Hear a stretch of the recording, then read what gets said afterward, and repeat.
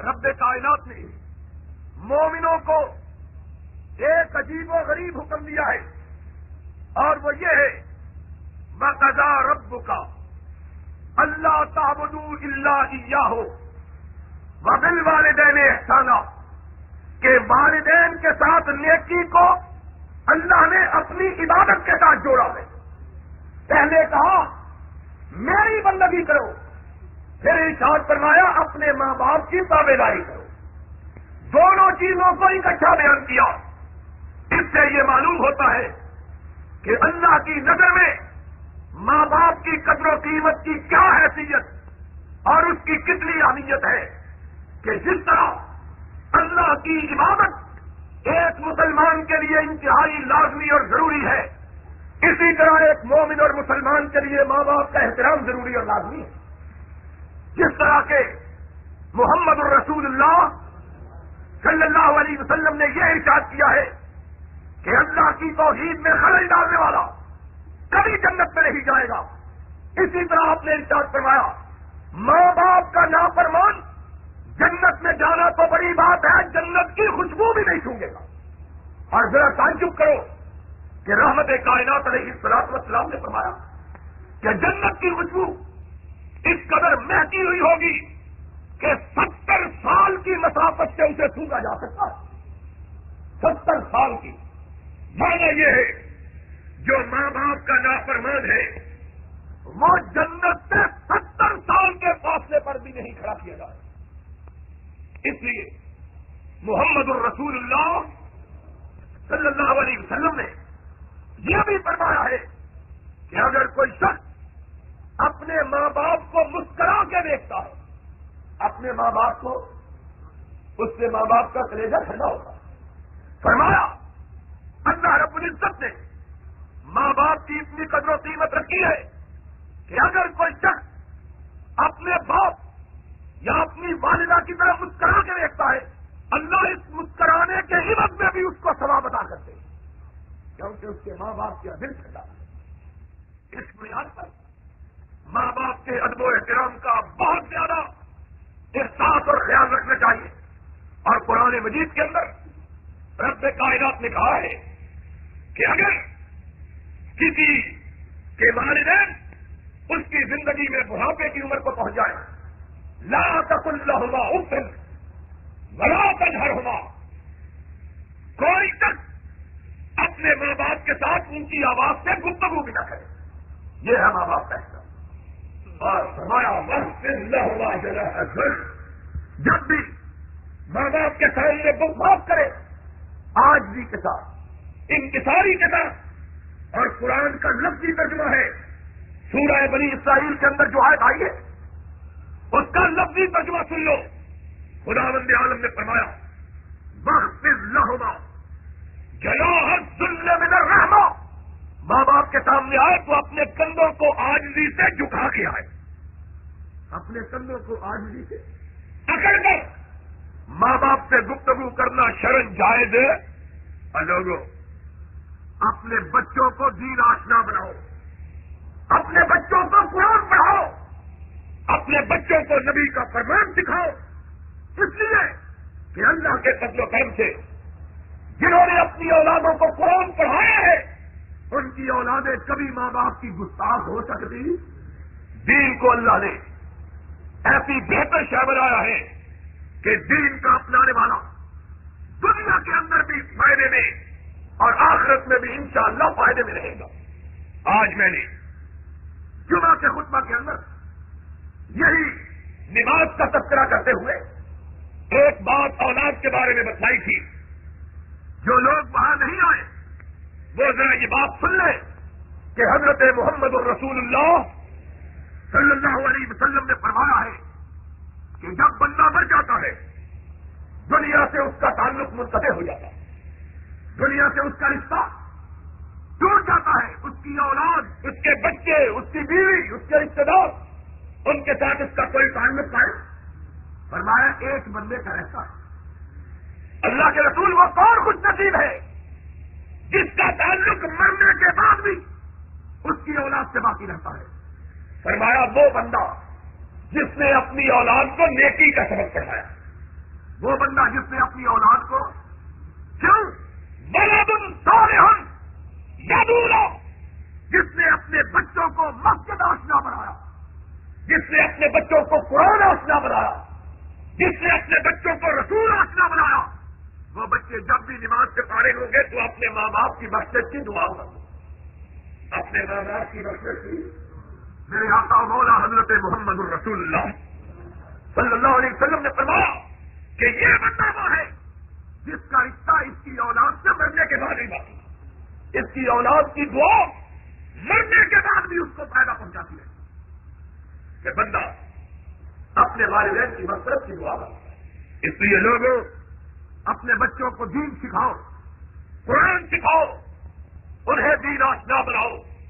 اللہ کے فضل و کرم سے دین آشنا بچے دنیا میں بھی فائدہ پہنچائیں گے، آخرت میں بھی فائدہ پہنچائیں گے۔ اور میں نے اپنی آنکھوں سے دیکھا، آپ سارے لوگ اپنے گھروں کا، اپنے گھر والوں کا، اپنے عزیزوں کا، اپنے قریبیوں کا، اپنے رشتے داروں کا، اپنے محلے والوں کا، اپنے گلی کوچے والوں کا مشاہدہ کریں تو وہ ان کو معلوم ہوگا کہ جن کی اولاد نیک ہے وہ دنیا میں بھی سکھی ہے، جن کی اولاد بری ہے وہ دنیا میں بھی دکھی ہے۔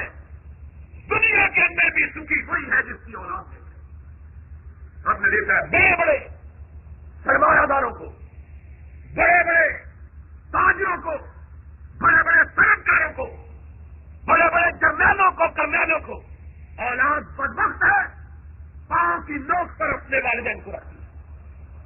بے دین اولاد دنیا میں بھی عذاب، آخرت میں بھی عذاب۔ دیندار اولاد دنیا میں بھی ٹھنڈک، آخرت میں بھی ٹھنڈک۔ اور یہ تمہاری ذمہ داری ہے کہ اپنی اولادوں کو نیک بناؤ۔ اور ایک بات یاد رکھو، جو شخص اپنے والدین کی عزت کرتا، ان کا احترام کرتا ہے، خداوند عالم کے فضل و کرم سے اس کی اولاد اس کا ادب کرتی ہے۔ جو اپنے اولاد کا، اپنے والدین کا گستاخ ہو، اس کی اولاد بھی کبھی اس کی تابع دار ہو سکتی ہے۔ اسی لیے رب کائنات نے اپنی عبادت کے ساتھ والدین کے احترام کا حکم دیا۔ کہا ربک اللہ تعبدوا الا ایاہ وبالوالدین احسانا۔ اللہ نے فیصلہ کیا، حکم دیا کہ بندگی کرو تو ایک اللہ کی اور اپنے والدین کا احترام۔ اور فرمایا اگر کسی کے والدین بوڑھے ہو جائے تو کہیں اللہ ان کے بڑھاپے پر اسی طرح رحم کر جس طرح انہوں نے مجھ کو بچپنے میں رحم سے پالا۔ رب ارحمہما، رب یاد کر لے، دعا دوہراؤ، رب ارحمہما کما ربیانی صغیرا، رب ارحمہما کما ربیانی صغیرا، رب ارحمہما کما ربیانی صغیرا۔ اللہ تو ان کے بڑھاپے پر اسی طرح مہربانی کرے جس طرح یہ میرے بچپنے میں مجھ پر مہربانی کرتے ہیں۔ یہ کون کہے گا جس کو والدین نے دین کا علم دیا؟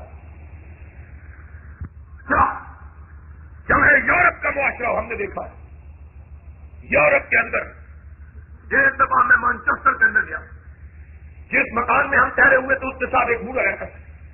ایک دن کبھی اس سے نہ بات کوئی، ایک دوسرے کے ساتھ کوئی سلام بھی نہیں دیتا۔ ایک دن وہ بوڑھا خود ہم کو پکڑ کے کھڑا ہو گیا، آنکھوں میں آنسو۔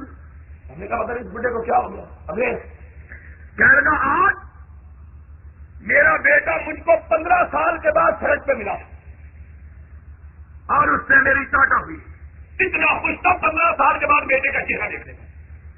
اور محمد الرسول اللہ صلی اللہ علیہ وسلم کا دین جس نے سیکھا ہے بیٹے سے، وہ اپنے باپ کو بڑھاپے میں کبھی تنہا چھوڑنا گوارا۔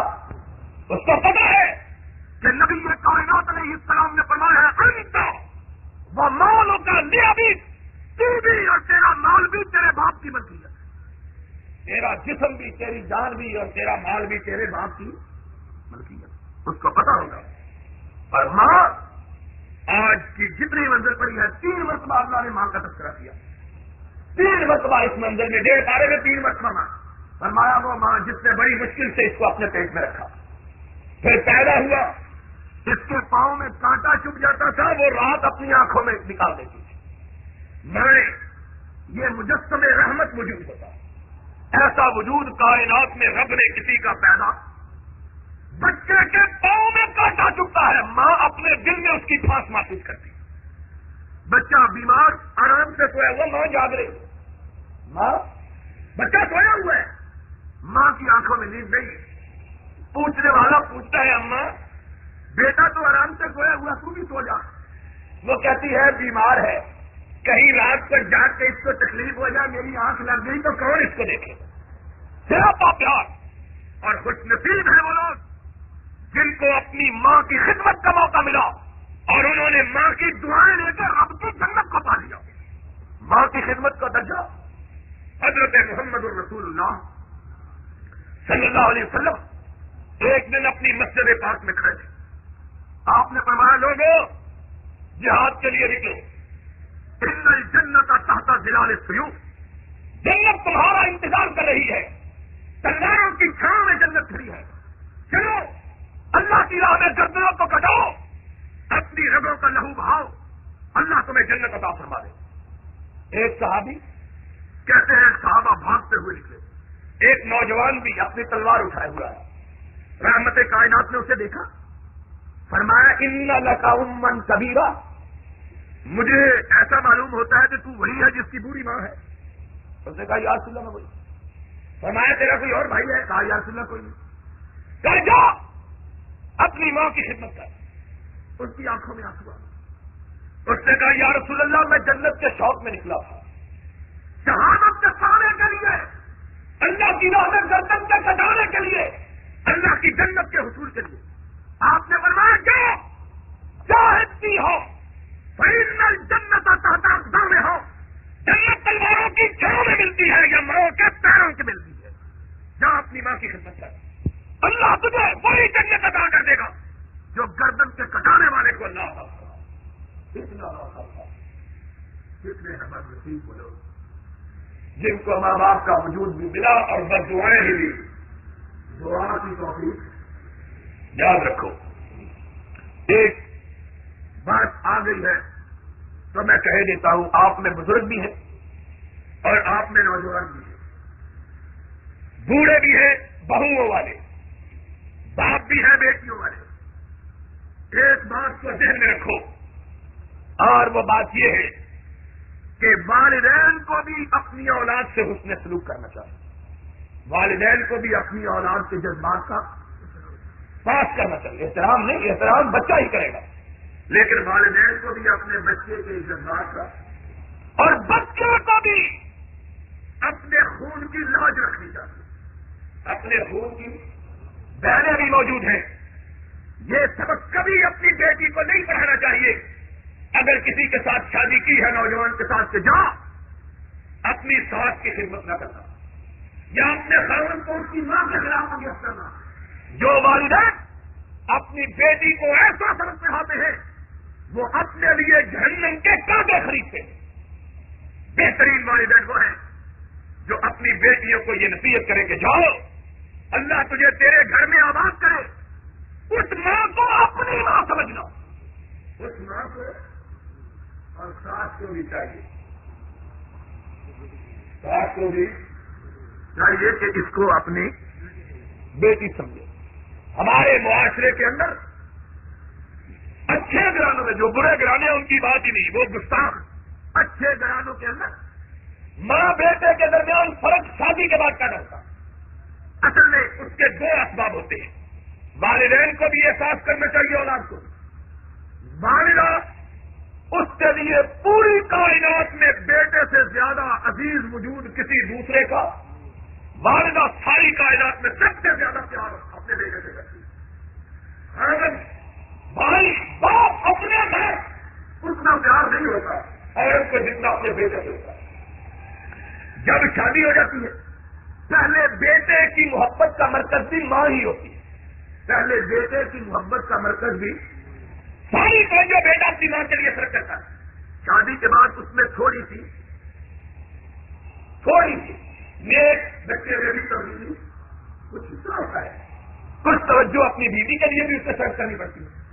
اب بعض مائیں ان پڑھ یا نہ سمجھ مائیں سکناپے کا طریقہ اختیار کر لیتی ہے. ایسا معلوم ہوتا ہے معاذ اللہ سوکن آدمی وہ سمجھتی ہے کہ پہلے بچہ فارغ ہو جو میری طرف مرکوز کرتا اب یہ دوسری طرف کیوں دیکھتا. اس کو حقیقت کو سمجھنا چاہیے.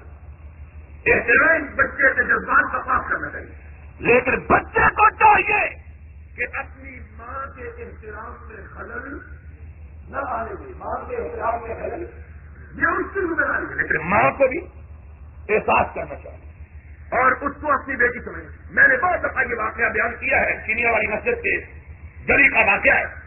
ہمارے ایک دوست سے میں نے اکٹھا ہی ان کی بیٹی اور بیٹے کا نکاح دونوں میں نے پڑھائے, کم ہی میں نے کسی کے نکاح پڑھائے. وہ بڑا اصرار کر کے کہہ لگے نکاح پڑھا دیا. میں نے نکاح پڑھا دیا. تھوڑی دیر کے بعد ملے, قرآن کے حافظ بھی تھے. میں نے کہا حافظ صاحب کیا حال ہے؟ کہا الحمدللہ بیٹی تو بڑی جاتی ہے, اتنا اچھا منڈا, میری تھی تو پچھن تو بغیر کبھی تھکنا بھی گوارا نہیں کرتا, اتنا اچھا, کوئی کام میری بیٹی کی مرضی کے سوا. میں نے کہا بہن کا کیا اللہ نے جی کیا بات ہے, اللہ نے ایسا. میں نے کہا جی پتر کا کیا ہو کہتا ہے علامہ صاحب ایک تیر میرے سینے پہ مارا کہ ہائے ہے نہیں پوچھتے پر. میں نے کہا کیوں کیا ہو گیا صاحب؟ میں ڈر گیا باقی مجھے کیا پتا. ڈرنا بیڑا ہی غلط ہو گیا, لوگ بیٹیاں بیاتے ہیں, میں نے بیٹا ہی بیا دیا. میں نے کہا اچھا کیا ہوا؟ کیا ہوگا جی جو نہ بیاہ ہے ساڑھے کمپیوٹر کیا ہے اور ہر میرے اس ماں میں کوئی رکھے. میں بڑا اپنی ہنسی ضبط میں کر سکتا. میں نے کہا حافظ صاحب یہ دورہ میں یار کس طرح جائے گا, اس کو پتا نہیں چلا کہ پہلے میں نے کہا کہے گا کیوں.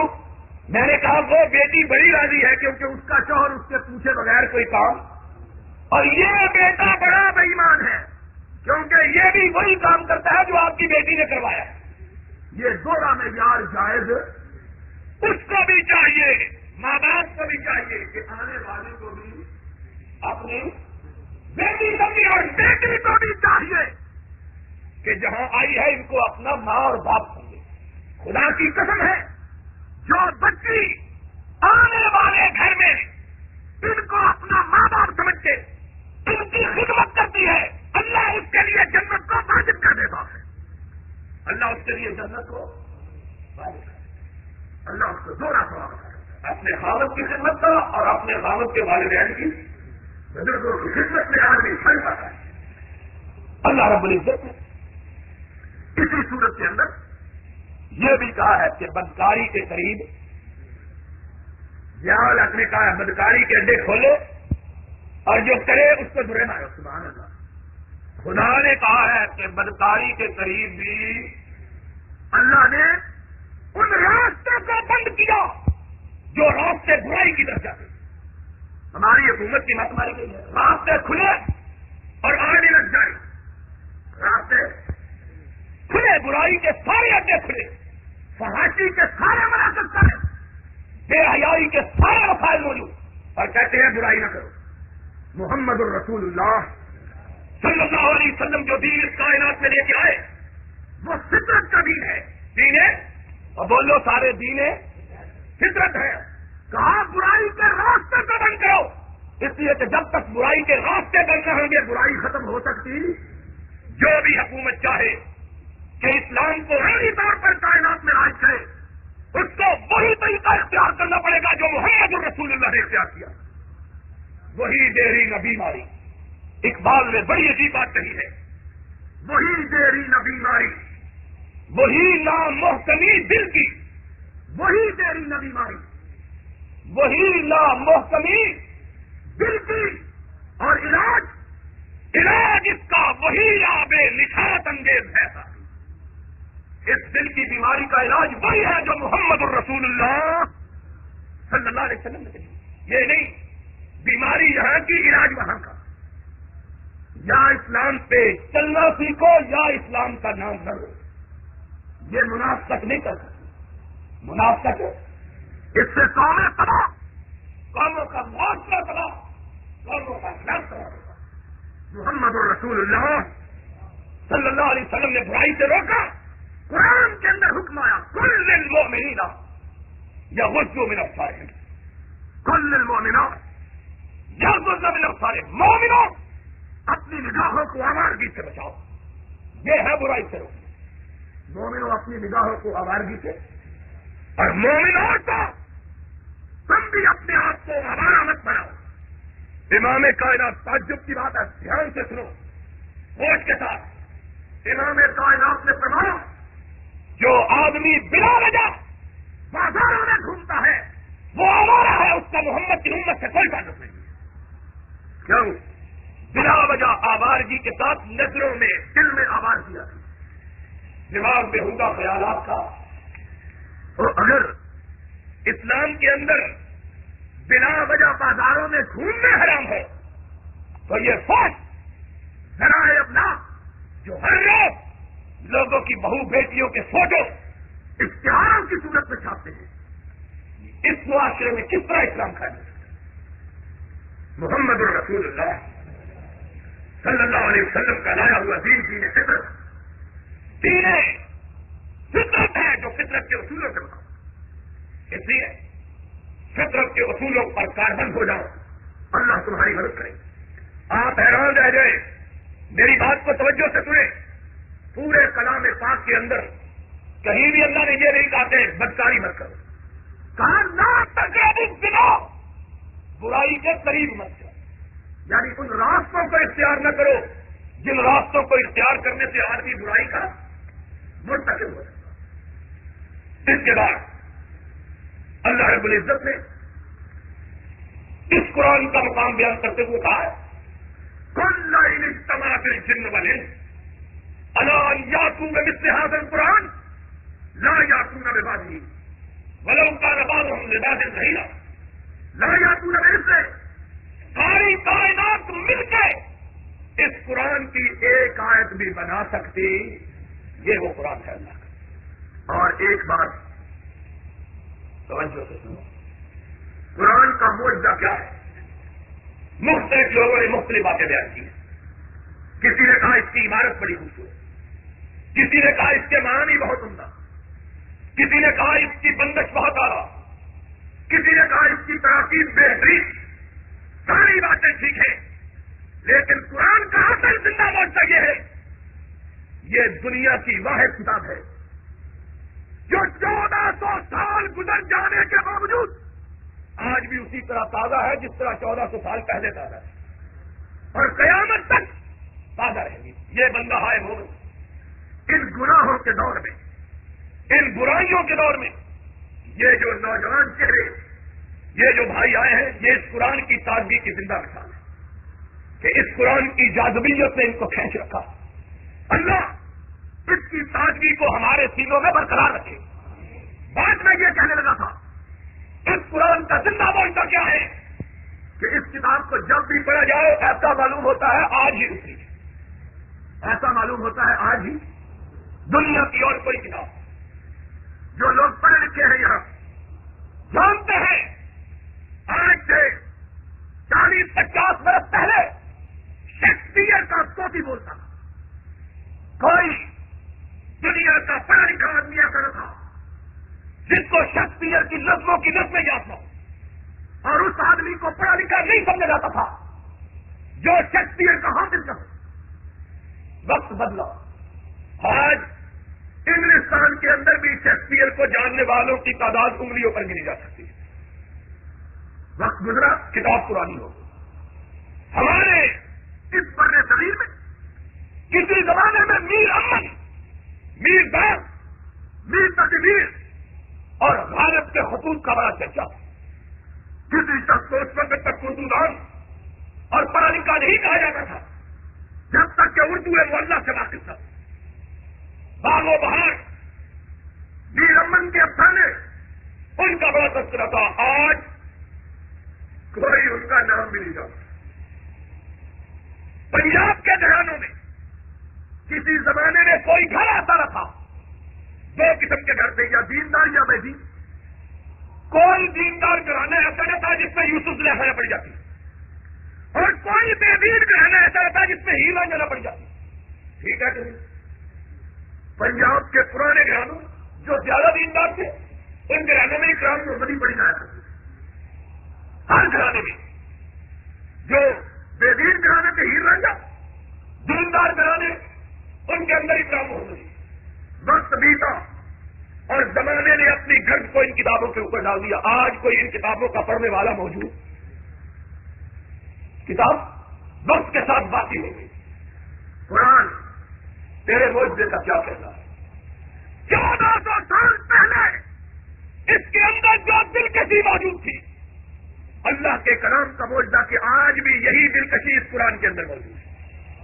ہم لوگ پنجابی عربی زبان سے بے خبر، نادر قرآن کے معانی کو سمجھنے والے، لیکن قرآن کتنا تازہ اور کتنی دلکش کتاب، اس نے کس طرح کھینچا ہے کہ قرآن پڑھا جاتا ہے مسجدوں میں صفوں کی صفیں لگی. میں نے پچھلے دنوں زندگی میں پہلی مرتبہ انڈونیشیا کا سفر کیا. یورپ، امریکہ، افریقہ، ان ملکوں میں بہت دفعہ جانے کا اتفاق ہوا. کافی عرصے سے انڈونیشیا، ملائیشیا کے لوگ مجھے کہتے تھے کہ آپ ہمارے یہاں ہیں. مجھے کبھی وقت ہی نہیں ملا. پچھلے دنوں 2 مہینے 3 مہینے پہلے میں گیا. مجھے زندگی میں پہلی دفعہ محسوس ہوا میں کسی اجنبی علاقے میں آ گیا. یورپ میں جا کے آدمی اپنے آپ کو اجنبی نہیں سمجھتا، اس لیے کہ تھوڑا سا رنگ کا فرق ہے، شکلیں بکلیں ڈھانچہ ہمارے جیسا ہی. پھر ہم زبان سے آشنا ہے، کوئی اجنبیت محسوس نہیں ہوتی. انڈونیشیا میں جا کر مجھے زندگی میں پہلی مرتبہ سفر کے دوران اجنبیت محسوس ہوئی. چہروں کا رنگ بھی اور طرح کا، سچا بھی کوئی اور طرح کا، سانچا بھی مختلف، اور اس طرح کے لوگ، اور زبان ایسی کہ اللہ کے فضل و کرم سے ایسا ہی معلوم ہوتا ہے جس طرح کسی کی مشین گن چل رہی ہے. حرام ہے کہ کوئی لفظ پلے پڑ جائے، کوئی سمجھ نہیں آتی. اور بے شمار زبانیں سنی ہیں، یعنی فرانسیسی ہم نہیں جانتے، اٹالین ہم نہیں جانتے، اسپینش ہم نہیں جانتے، لیکن کچھ لفظ سمجھ میں آتے ہیں. یہ سبحان اللہ ایسی زبان ہے جس کا کوئی لفظ ہی سمجھ میں نہیں آتا. ایسا ہی معلوم ہوتا ہے کہ کوئی 2-4 جن آپس میں لڑ رہے ہیں. میں بڑا حیران ہوا، میں کہ یا اللہ کہاں پھنس گئے. ان کا تلفظ بھی اور طرح کا، کیونکہ زبان کی بنیاد ہی ہم سے مختلف ہے، اس لیے تلفظ بھی عجیب صحیح، کوئی لفظ صحیح ادا ہی نہیں کر سکتے. مجھے وہاں انہوں نے بروڈو بار ہوٹل ہے وہاں جکارٹا میں، وہاں انہوں نے ٹھہرایا. میری خواہش یہ ہوتی ہے کسی ملک میں جا کے کہ کوئی مسجد دیکھی جائے. اگر غیر مسلم ملک ہو تو وہاں دوسری خواہش یہ ہوتی ہے کہ کوئی ہوٹل مسلمانوں کا نظر آ جائے تاکہ لال کھانا مل جائے. مسلمانوں کے ملک میں مسجد، میں نے پوچھا کہ مسجد، انہوں نے کہا یہ مسجد ہے. میں مسجد میں گیا، اتنی بڑی مسجد کہ شاید کبھی اتنی بڑی مسجد کہیں ہوگی. جامع استقلال جس کے اندر کم از کم 1 لاکھ آدمی بیک وقت نماز ادا کر سکتا. میں وہاں دیکھا ٹوپیاں بنی ہوئی ہیں، چھوٹے چھوٹے لوگ پنجابیوں سے آدھے، یعنی ان کی کمر میں رکھ کے 2 آدمی بن سکتے ہیں، پتلے دبلے اور عجیب طرح کی شکلیں، ناک چپے. میں نے کہا السلام علیکم، پتہ نہیں مجھے کیا کہا ہے. میں بڑا حیران ہوا، یہ اللہ ہی کا عمل کیا. اب میں نے کہا پتہ نہیں یہ قرآن کس طرح پڑھیں گے. یہ بھی اگر انہوں نے اپنی بولی میں پڑھنا شروع کیا جس طرح ہمارے مولوی بعض قرآن بہنوی زبان میں پڑھتے تھے. میں نے کہا پتہ نہیں اب قرآن کے ساتھ کیا شروع ہوگا. مغرب کی نماز کا وقت، اللہ اکبر. ایک دبلا پتلا چھوٹا سا امام اتنا سا اٹھا، احمد اس سے باندھا ہوا، بنارسی قسم کے وہ لاچے باندھتے جن چھوٹا سا لاچا ہوتا ہے، آگے بڑا. سبحان اللہ، خدا کی قسم ہے. جب اس نے کہا اللہ اکبر، ایسا معلوم ہوا کہ جس طرح حجاب کا کوئی وہ شخص آ گیا ہے جس کے سامنے قرآن نازل ہوا. اور پھر جب اس نے قرآن کی تلاوت کی اس طرح معلوم ہو رہا تھا جس طرح جبریل امین ابھی قرآن کی آیات کو لے کے نازل ہو رہا. اس قدر حکیم ہے یہ قرآن. اتنی تازہ کتاب، اتنی زندہ کتاب کہ دنیا کی مختلف بولیاں، مختلف زبانیں، لیکن ان کے پڑھنے والوں کا ڈھنگ اور رنگ ایک جیسا. ان کے پڑھنے کا ڈھنگ اور رنگ اور اس طرح پڑھتے ہیں جس طرح گویا انہیں کی زبان میں نازل ہوا. یہ اللہ کی زندہ کتاب. اور اس کتاب کے متعلق جتنا آدمی غور کرے ایسا معلوم ہوتا ہے کہ یہ کتاب ہمارے لیے آج ہی اتری. اس کے بعد اللہ رب العزت نے سورہ کہف کا آغاز کیا. کہف کے اندر ان چند نوجوانوں کا تذکرہ ہے جو اپنے ایمان اور دین کو لے کر بستی سے نکل کھڑے ہوئے. انہوں نے اپنی بستیوں کو چھوڑ لینا گوارا کر لیا، لیکن رب کی توحید کو چھوڑنا گوارا. خداوند عالم نے کہا نکلے لوگوں کو پتا چل گیا یہ آبادی آ گئے، آپ پکڑو ان کو، اللہ کو ماننے والے، ایک اللہ کی توحید کا علم اٹھانے والے، آپ پکڑو۔ وہ نوجوان نکلے، اللہ کہتے ہیں قوم پیچھے نکلی، وہ وہاں سے بھاگے، ایک غار کے بہانے پر پہنچے۔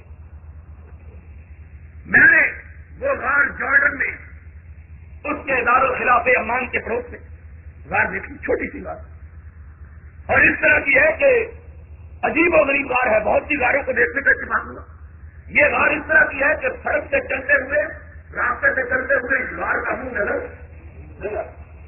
اللہ رب العزت فرماتے ہیں پیچھے پیچھے کون، آگے آگے یہ نوجوان، قوم نے تعاقب نہیں چھوڑا، ہم نے کہا غار کے اندر داخل ہو جاؤ، ان کے ساتھ ان کا کتا بھی تھا، رکھوالی کریے، چوکیداری کریے، رکھا۔ اللہ کہتے ہیں غار کے اندر داخل ہوئے، کتا رکھوالی کے لیے غار کے دروازے پہ بیٹھ گئے، اللہ نے ان پر نیند طاری کر دی، سوئے رہے۔ کتنا عرصہ؟ کہاں سوئے رہے؟ کتنا عرصہ؟ لمبا عرصہ۔ کہا ایک دن اٹھے، کتا بھی سو گیا، ایک دن اٹھے، کہہ رہے بڑا لمبا سوئے ہیں، کہا کتنا؟ کب لگے سو؟ کالو لبسنا یومن بارو جو کہیں گے 12 گھنٹے ہو گیا سوتے، اتنا لمبا سوئے۔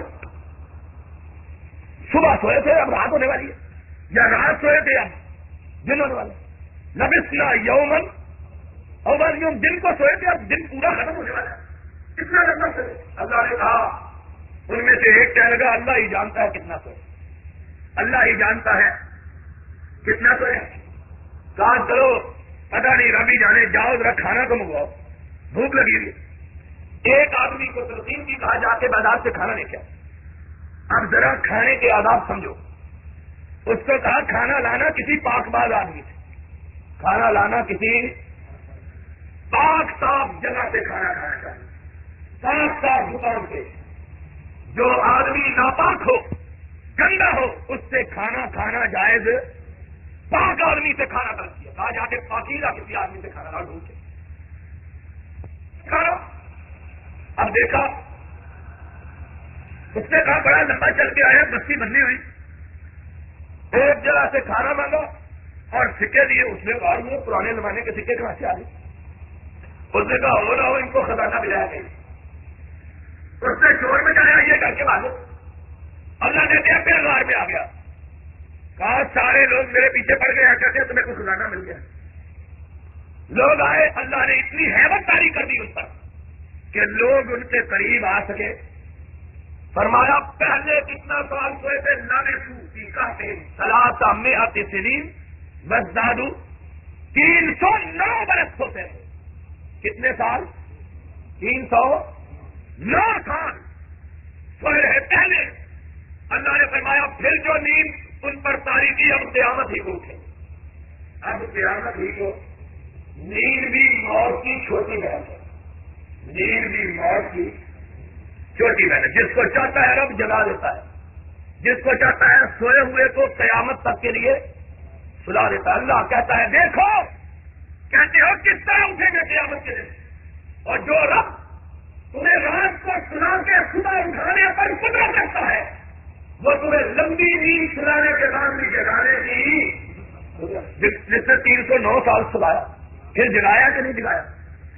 اگر اس نے جگایا تو اب بھی جب چاہے، جس وقت چاہے، جس کو چاہے جگانے کی قدرت اور طاقت اس صورت کے اندر۔ دوسرا اہم واقعہ حضرت موسیٰ علیہ السلام کا بیان ہوا۔ حضرت محمد رسول اللہ صلی اللہ علیہ وسلم نے بیان کیا کہ ایک دن حضرت موسیٰ بات کر رہے، اتنا شاندار بات کیا کہ لوگوں کی آنکھوں سے آنسو آئے، لوگ انتہائی فیصلہ، اور نبی کے بعد کا کہا، جب بات سے فارغ ہوئے ایک بندے نے کہا موسیٰ تجھ سے بڑا عالم بھی کوئی ہے؟ موسیٰ علیہ السلام نے فرمایا کوئی نہیں۔ موسیٰ علیہ السلام نے فرمایا اب بولو، جا رہے ہو بس کریے، یہی قصہ بیان کرتے ہیں پھر انشاءاللہ باقی سورہ مریم کل سے۔ میں کہتا ہوں ہوش سے جا۔ تو کیا کہا اللہ رب العزت کا نبی، کیا جو جواب میں کہتا ہے مجھ سے بڑا عالم دنیا میں کوئی موجود اپنے علم کے مطابق یہ بات ٹھیک کہی کیونکہ نبی سے بڑا عالم کوئی، لیکن اللہ کو اتنی بات بھی پسند، کہا یہ کیوں نہیں کہا کہ اللہ جانے؟